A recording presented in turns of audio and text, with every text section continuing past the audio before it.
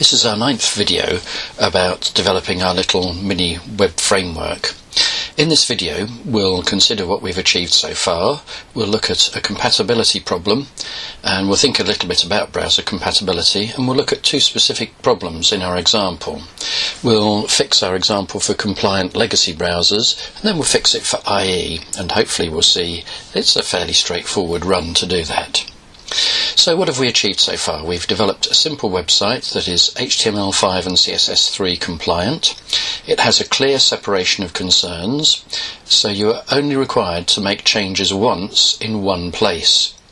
It makes setting up a simple website really easy. At the moment it's hardly a stunning design, but that's just a case of changing the CSS. We've got a very simple CSS in there at the moment. But we do have a compatibility problem.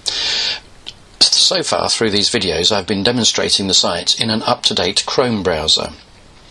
If by any chance you've been looking at it in a legacy browser, you'll find it doesn't work properly in those. It also doesn't even work properly in Internet Explorer 11. And it doesn't work at all in older Internet Explorer browsers, at least not in a way that makes it readable. So let's have a little think about browser compatibility. Browser compatibility can actually cover many things. First thing to remember is our little KISS principle. Keep it stupidly simple, don't forget. The more straightforward a site is, the more compatible it is likely to be, and incidentally, the longer it is likely to be able to keep going without future updates. Many compatibility problems are much easier to fix than you might initially think. So let's have a think about fixing the problems.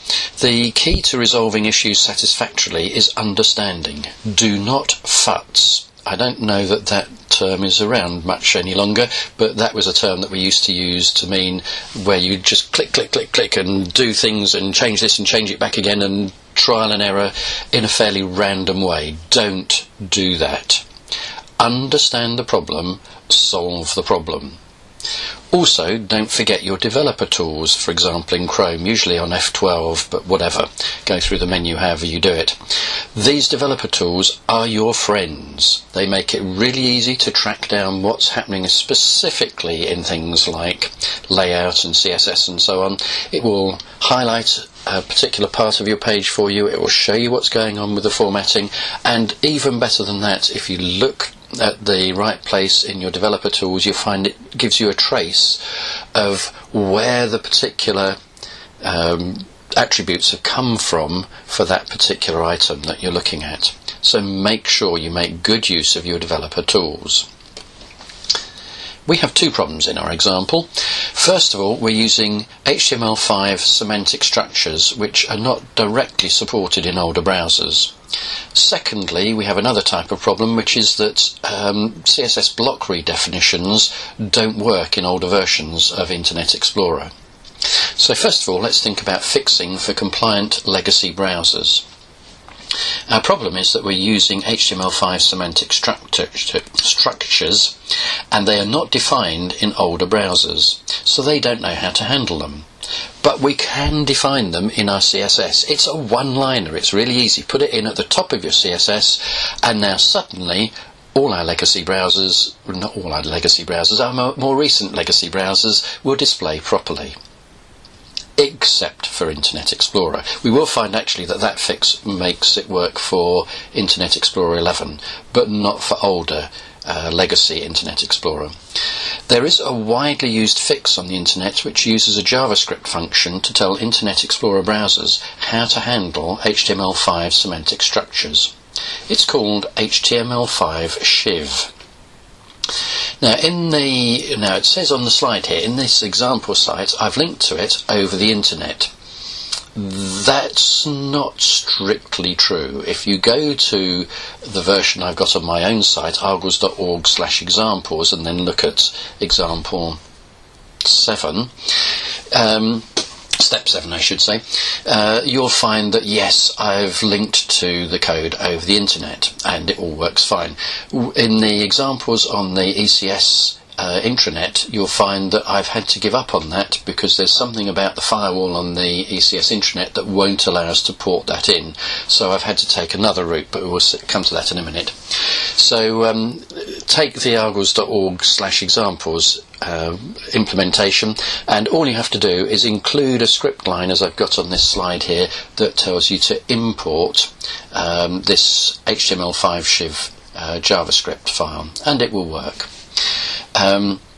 You should include this line in a comment that only Internet Explorer 8 and earlier versions action. So you can see that at the bottom of the slide here. That shows you how to implement it. So as I've mentioned just now, you can. The other alternative is to download a copy of the JavaScript file onto your web server and access it locally. That, if you do have a firewall problem, means that you can then sort it, and it will just work. It is a simple fix, and you'll now find it won't be a perfect implementation in legacy browsers. You have this sort of graceful degradation, so you have it looking just fine and dandy in modern browsers, and even in Internet Explorer 11 and 10 and 9. As you come back to slightly older browsers and things like Internet Explorer 8 and 7, you'll start to find that bits and pieces of the niceness, the rounded corners and the drop shadows and so on, are now not implemented, but it's still usable and visible, and not bad in terms of the way it presents. Once you get to Internet Explorer 5, you find that it's still usable and visible. It's just that it's a little unpleasant. You have to rely on people getting their browser the right width so it's readable. Now, it's worthwhile understanding legacy Internet Explorer because there are other issues related to legacy Internet Explorer, because it used to define box sizes differently. Now, you can look that up if you want to on Wikipedia. It explains it quite well, and under Internet Explorer box model bug. Strictly speaking, I'm not sure if it's a bug. It's just that they defined the way that borders and margins would work differently from the W3 consortium standard. So in that sense it's a bug. They didn't follow the accepted standard. Though the argument is, and I can go along with that to some extent, that the old Internet Explorer way of viewing things was a little more logical. Hey, never mind. The point is that there is a difference between older versions of Internet Explorer, modern Internet Explorer, and the W3 standard and all other browsers.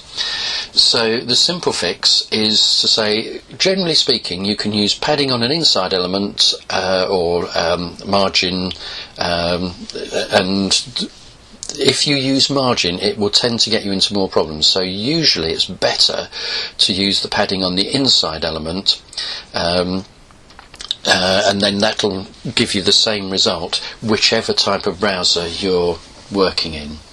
There is, as you can see there, a link that will take you through some of the issues about Internet Explorer bugs, as it says on their site, that will get you every time. They're not hard so long as you read, see what the problem is, and then think about it before implementing your CSS layout.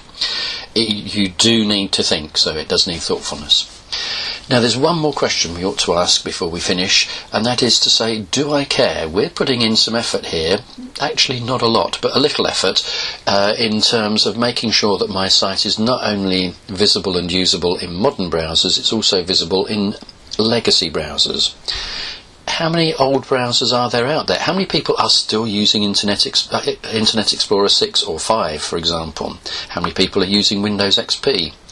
It is a question worth asking, and apparently 93% of UK browsers are already HTML5 semantic structure compliant. So I'm investing a lot of, some effort in getting the 7% so that they can see my site as well. But that 7% could be important. The key is to know your audience and to have some idea of, would my audience have the same a statistical profile of browser usage as the general UK audience. So know your audience to decide whether it's important for your particular website, and it's always good to balance the cost against expected gain. Return on investment, ROI stands for. In other words, it might not cost you money, but it may cost you time, and there's an argument that time is money. Do I want to spend a lot of effort and energy getting things just right for one or two people who are using ancient systems? It's a question to ask, and depends on the situation as to what answer you may come up with. Okay, so let's summarise. We now have a simple site that is easy to roll out. It's likely to be less buggy, it's straightforward to maintain, it's easier for someone else to understand and maintain and update, it's reasonably compatible with legacy browsers, but there is just one more issue that we really ought to think about tackling before we conclude this summary of videos.